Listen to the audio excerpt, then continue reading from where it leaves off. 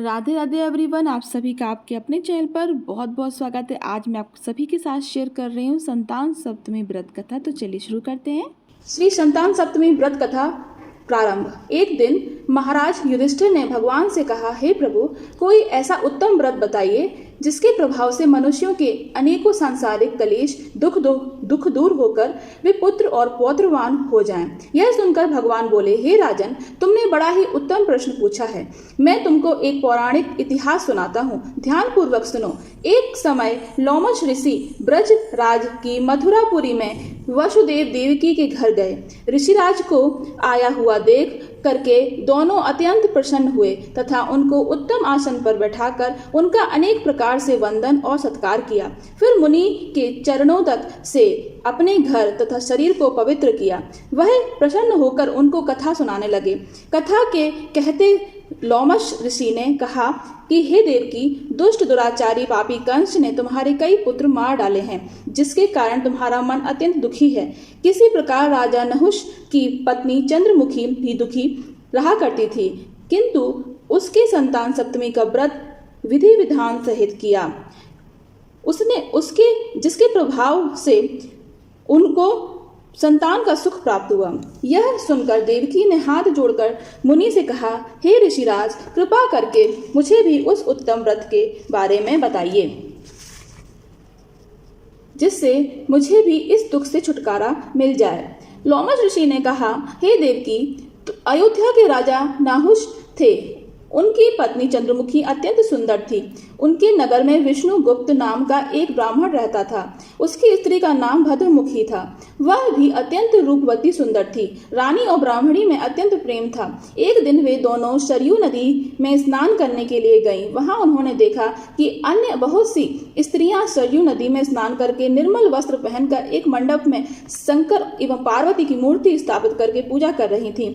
रानी और ब्राह्मणी ने यह देखकर उन स्त्रियों से पूछा कि बहनों, तुम यह किस देवता का और किस कारण से पूजन व्रत आदि कर रही हो? यह सुन स्त्रियों ने कहा कि हम संतान सप्तमी का व्रत कर रही हैं और हमने शिव पार्वती का पूजन चंदन अक्षत आदि से विधि विधान से किया। यह सब इसी पुनीत व्रत का विधान है। यह सुनकर रानी और ब्राह्मणी ने भी इस व्रत के करने का मन ही मन में संकल्प लिया और घर वापस लौट आई। ब्राह्मणी भद्रमुखी तो इस व्रत को नियम पूर्वक से करती रही, किंतु रानी चंद्रमुखी राजमद के कारण कभी इस व्रत को करती और कभी ना करती, कभी भूल हो जाती। कुछ समय बाद दोनों मर गईं और दूसरे जन्म में रानी बंदरिया और ब्राह्मणी ने मुर्गी की योनि पाई, परंतु ब्राह्मणी मुर्गी की योनि में भी कुछ नहीं भूली और भगवान शंकर तथा पार्वती का ध्यान करती रही। उधर रानी बंदरिया की योनि में भी सब भूल गई। थोड़े समय बाद दोनों ने यह देह भी त्याग दिया। अब इनका तीसरा जन्म मनुष्य योनि में हुआ। उस ब्राह्मणी ने एक ब्राह्मणी के यहाँ कन्या के रूप में जन्म लिया। उस ब्राह्मण कन्या का नाम था भूषण देवी और उसका जो विवाह वो हुआ गोकुल निवासी अग्निशील ब्राह्मण के साथ कर दिया गया। भूषण देवी इतनी सुंदर थी कि वह बिना आभूषण के भी अत्यंत सुंदर लगती थी। कामदेव की पत्नी रति भी उसके सम्मुख लजाती थी। भूषण देवी की अत्यंत सुंदर सर्वगुण संपन्न चंद्रमा से कमान धर्मवीर कर्मनिष्ठ सुशील स्वभाव वाले 8 पुत्र उत्पन्न हुए। यह सब शिवजी के व्रत का पुनीत फल था। दूसरी ओर शिव विमुख रानी के गर्भ से कोई भी पुत्र नहीं हुआ। वह निसंतान दुखी रहने लगी। रानी और ब्राह्मणी में जो प्रीति पहले जन्म में थी वह अभी भी बनी रही। रानी जब व्रत अवस्था को प्राप्त होने लगी तब उसको एक गूंगा बहरा तथा बुद्धिहीन अल्प आयु वाला पुत्र हुआ। वह 9 वर्ष की आयु में इस क्षण भंगुर संसार को छोड़कर चला गया। रानी के इस ऐसे दीन वचन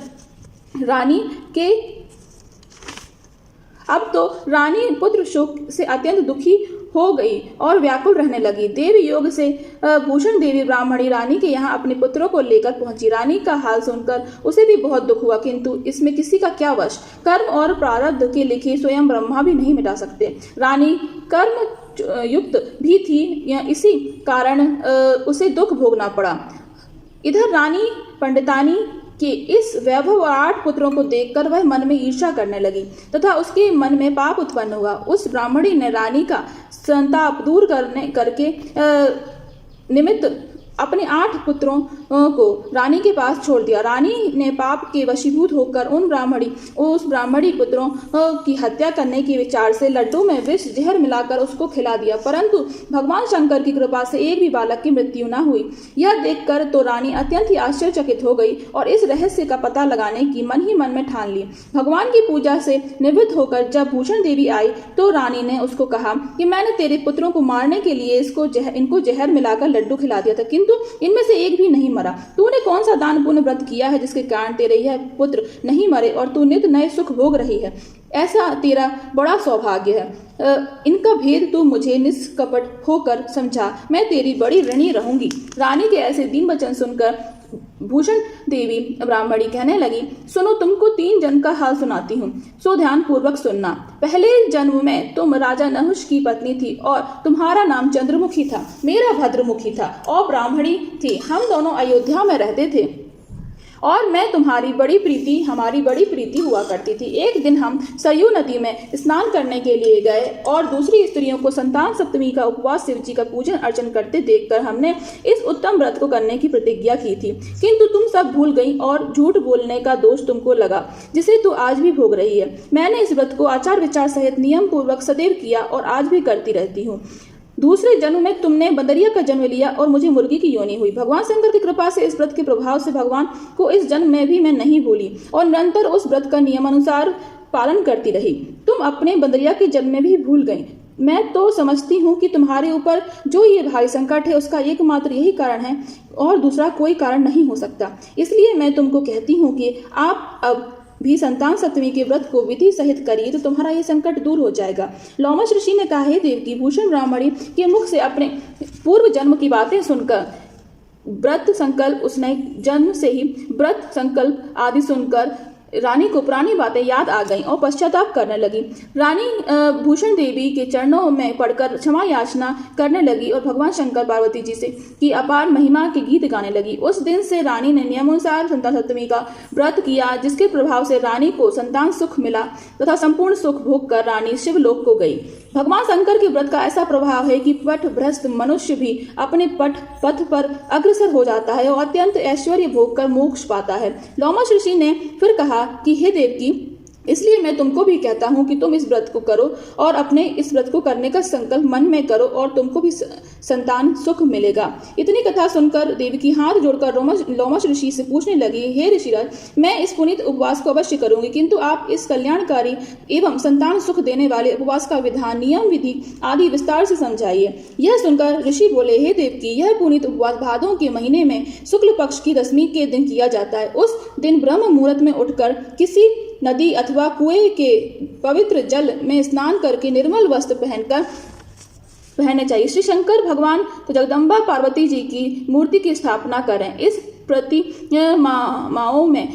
प्रतिमाओं में सम्मुख सोनी चांदी के तारों का अथवा रेशम के एक गड़ा बनवावें। उस गड़े में 7 गांठें बांधें। इस गड़े को धूप दीप अष्टगंध से पूजा करके अपने हाथ में बांधें और भगवान शंकर से अपनी कामना सफल होने की प्रार्थना करें। तदंतर 7 पुआ बनाकर भगवान का भोग लगावें और 7 पुए खुद खावें। शक्ति यथाशक्ति सोने अथवा चांदी की अंगूठी बनवाकर इन सबके तांबे के पात्र में रखकर और उनका विधि विधान से पूजन करके किसी सदाचारी धर्मनिष्ठ प्रथम ब्राह्मण को दान देवें। इसके पश्चात 7 पुआ स्वयं प्रसाद के रूप में खाएं। इस प्रकार इस व्रत को पारायण करना चाहिए। प्रतिशाल की शुक्ल पक्ष की सप्तमी के दिन हे देव की इस व्रत को इस प्रकार नियम पूर्वक करने से समस्त पाप नष्ट हो जाते हैं और भाग्यशाली संतान उत्पन्न होती है तथा अंत में शिवलोक की प्राप्ति होती है। हे देवकी, मैंने तुमको संतान सप्तमी का व्रत संपूर्ण विधान विस्तार सहित वर्णन किया, उसको अब तुम नियम पूर्वक करो, जिसके प्रभाव से उत्तम संतान पैदा होगी। इतनी कथा कहकर भगवान अंतर्ध्यान हो गए। श्री कृष्ण ने धर्म अवतार युधिष्ठिर से कहा कि श्री लोमश ऋषि इस प्रकार हमारी माता को शिक्षा देकर चले गए। ऋषि के कथानुसार हमारी माता देवकी ने इस व्रत को नियमानुसार किया, जिसके प्रभाव से हम उत्पन्न हुए। यह व्रत विशेष रूप से स्त्रियों के लिए कल्याणकारी है, परंतु पुरुषों के लिए भी समान रूप से कल्याणदायक है। संतान सुख देने वाला, पापों का नाश करने वाला यह उत्तम व्रत है, जिसे स्वयं भी करें और दूसरों से भी करवावें। नियम पूर्वक जो भी इस व्रत को करता है और भगवान शंकर पार्वती की सच्ची मन से आराधना करता है, निश्चय ही अमर पद पैदा करके अंत में शिव लोक को जाता है। बोलो शंकर भगवान की जय। यहाँ पर हमारी संतान सप्तमी कथा समाप्त होती है। आप सभी की पूजा बहुत ही शुभ मंगलदायक रहे। आप सभी को बहुत बहुत शुभकामनाएं। बहुत बहुत धन्यवाद।